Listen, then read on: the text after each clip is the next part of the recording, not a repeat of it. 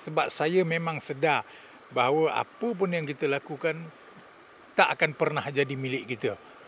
Jadi bila-bila masa dia tetap akan diambil. Daripada mana kita datang, situlah kita akan pergi.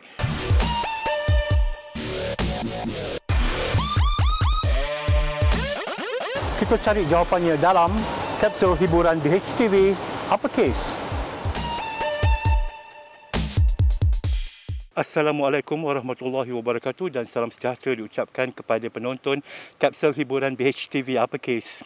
Bersama dengan saya Farihat Syalam Mahmud atau Bobo. 4 tahun berdikit-dikit membina rumah impian. Namun musibah banjir yang berlaku baru-baru ini memusnahkan impian pelakon dan pelawak AB Yus untuk duduk di kediaman sendiri yang dijadualkan tahun depan. Hati mana yang tidak terguris dan hati mana juga yang tidak sedih. Uppercase minggu ini mendasari hati pelakon ini.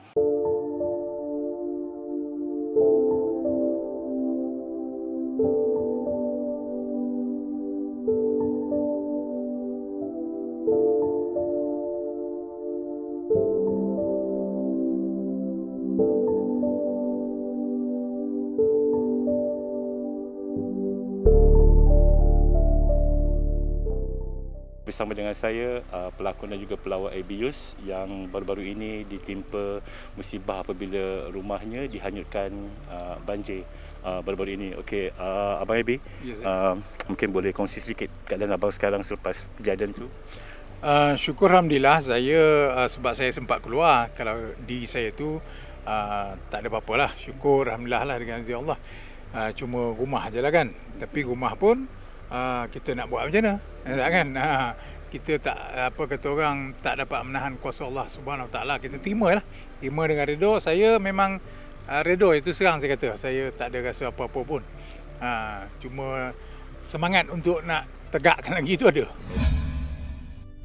Okey abang, apa yang buatkan abang kuat ni lah? Apa hasil titik peluh selama menjadi artis kan, dan buat bina rumah ni pun secara dikit-dikit, dan itu memang impian abang daripada dulu lagi. Dan tiba-tiba dah nak hampir duduk dah tahun depan, dan tiba-tiba jadi macam ni. Takkan sedikit pun tak ada rasa macam bukan menyesal, tapi macam rasa sedih juga atau terkilan ke atau macam mana?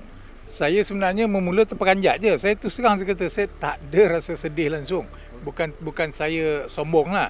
Tapi memang sebab yelah, waktu saya buat kan, memanglah kalau nak ikutkan kita 4 tahun saya cuba nak dirikan rumah ni.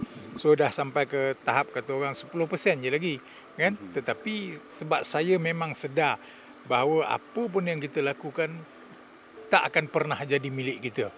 Jadi bila-bila masa dia tetap akan diambil. Daripada mana kita datang, situlah kita akan pergi. Jadi saya dah bersedia untuk itu sebenarnya. Mungkin abang boleh imbas kembali detik-detik macam mana insiden itu boleh berlaku? Sebenarnya saya waktu tu tak ada kat sini. Saya pada tengah hari tu saya datang tengok orang pasang wallpaper, pasang perhias dinding tu, kertas penghias dinding tu. Sebab memang dah nak duduk kan. Jadi dia pasang tu dah selesai pasang. Lebih kurang pukul 6 lebih petang. Saya ajak abang tu makan dulu sebelum dia balik. Waktu tu dah hujan lah. Air dekat sungai ni saya tengok macam naik. Gitulah, air besar sikit lah daripada biasa. Tapi tak naik ke tebing lagi. Saya cakap dengan abang tu, saya kata, abang balik dulu, keluar dulu. Sebab jembatan tu biasanya kalau air naik, dia akan naik sampai atas jembatan ni. Jadi saya kata dengan abang tu, abang balik dulu sebab saya takut nanti kereta abang ni rendah. Saya takut nanti kadang tak boleh keluar. Saya kata, saya lepas isyak nak keluar, baru nak keluar. Waktu tu nak maghrib. Lepas tu kebetulan abang tu dah keluar. Saya dapat WhatsApp daripada Ustaz Ashraf Surin. Sebab saya dengan tim dia untuk buat bantuan-bantuan ni. Ustaz WhatsApp, dia kata sesiapa yang free sekarang datang ke Bukit Kapar. Sebab kita ada 800 pack makanan kita nak packing untuk nak hantar kepada orang-orang kena banjir. Saya kata, baik Ustaz, saya gerak sekarang daripada Langat. Saya pun keluar. Saya keluar lebih kurang dalam tak sampai 1 jam. Saya sampai Sungai Serai lah. Sungai Serai tu dah air dah apa atas jalan raya. Saya rempuh juga sebab saya pakai 4x4 kan. Bila saya rempuh juga, saya dapat call daripada sini. Din ni lah yang call. Dia beritahu dia air dah masuk dalam rumah. Saya kata dengan dia, tak apalah, nak buat macam mana, besoklah aku datang sebab aku ada kerja ni. Dia kata kan. Okeylah dia. Lepas tu saya sampai di Bukit Kapar. dapat satu call lagi daripada kakak ni pula, yang abang buat rumah ni kan, yang tukang rumah ni. Dia kata, bang, rumah dah sengit, dia kata. Saya kata, yelah, nak buat macam mana? Kata, sekarang ni kau cari tempat pelindungan. Saya kata, tinggalkan je rumah tu, biar cari tempat pelindungan. Nah, okey, gitu. Dia kata, cuba dapatkan 999, tak dapat call. Saya pun call tak dapat. Saya kata, tak apa, saya cuba call balai polis di Langat. Saya call balai polis Batu 14, dapat, saya beritahu dia. So, saya kata, tuan, saya ada rumah dekat ni, dan ada 3 orang dekat situ, orang kerja, terperangkap. Baik. Situ kawasan Batu 18, dia kata, saya akan telefon Batu 18 untuk pantau. Baik, saya pun tak telefon, kita pun bergeraklah dekat kapal tu, pergi buat ni. Lepas tu, call satu lagi datang. Ni kakak tu dah menangis. Dia kata, bang, rumah dah tumbang, dia kata. Dah habis. Oh, ya ke? Apa yang kita nak buat? Saya tak boleh nak kemari ke apa. Kalau saya kemari pun, tak boleh nak masuk. Sampai tu gambar dan fikiran abang masuk bila dengar tu rumah tu dah musnah. Saya terfikir bahawa saya mula tu ada harapan lah masa mula-mula cakap air masuk tu. Saya kata, setakat wallpaper tu dikembang nanti, tunggu dia kering, itulah lah mati.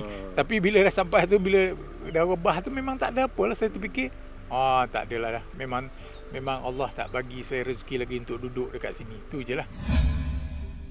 Masa mula-mula abang beli tanah ni and then nak bina rumah ni, abang melihat tempat ni bagaimana? Apa yang menyebabkan abang nak pergi nak buat di sini? Okey, pertama sekali memanglah kerana sungai tu. Sungai dia tak air dia tak, ini banyak ni. Kalau sungai yang betul-betul tak banyak pun air dia, tapi air jernih.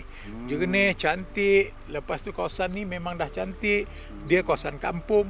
Dan yang lebih menarik saya nak beli kat sini, saya cakap dengan abang saya yang terus jadi nak beli kat sini, sebab dia dekat. Kalau saya ikut belakang balik ke kampung saya di Padang Lebar, di Batu Kikir, kebetulan pula tempat ni nama dia Paya Lebar. Kampung saya Padang Lebar.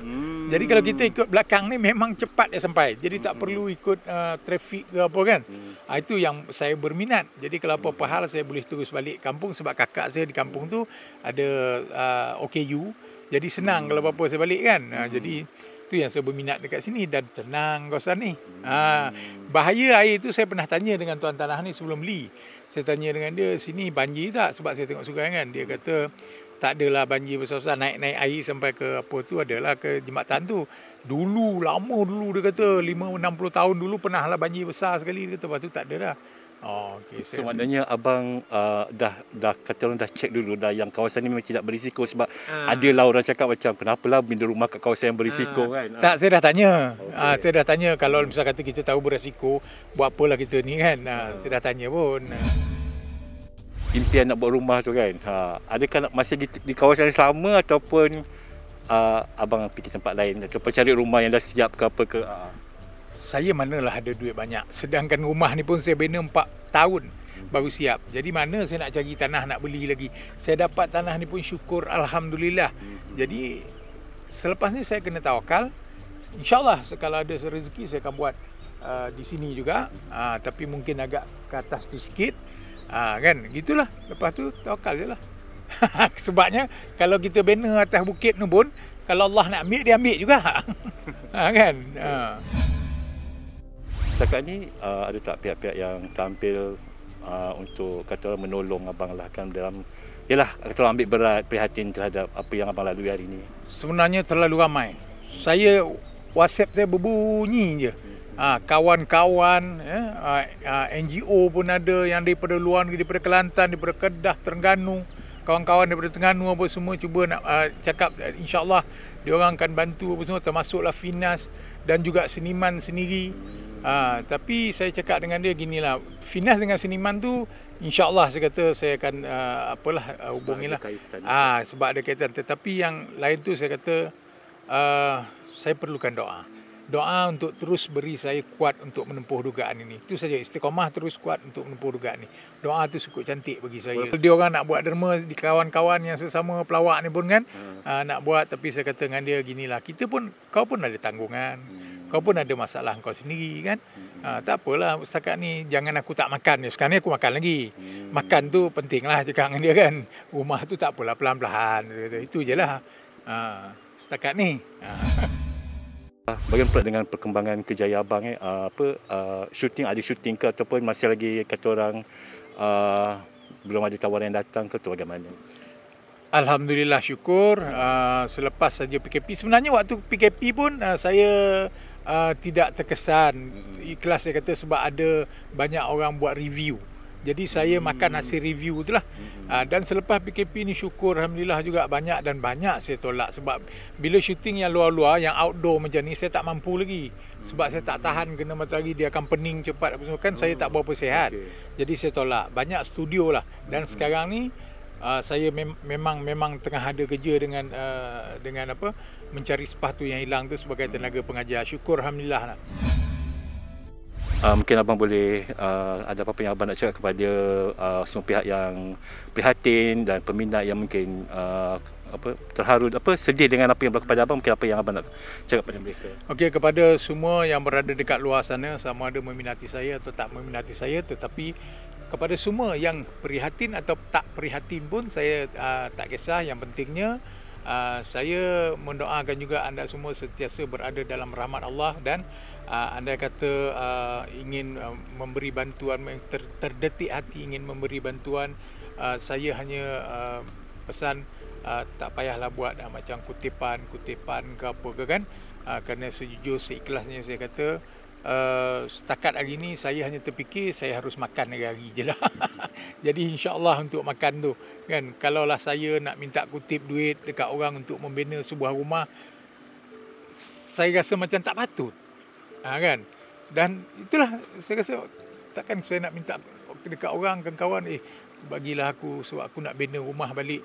Rumah tu saya nak duduk lama kan. Biarlah kalau daripada hasil saya sendiri, walaupun lambat, walaupun kata orang tu lambat saya dapat kan, tetapi maknanya kalau ada insan-insan yang kata orang, memang ramai sebenarnya insan yang bermurah hati ni. Syukur alhamdulillah saya dihantar oleh Allah kawan-kawan, ya, adik-beradik yang memang hebat lah. Itulah, jadi saya terima kasih banyak-banyak, sangat-sangat kan, tu je.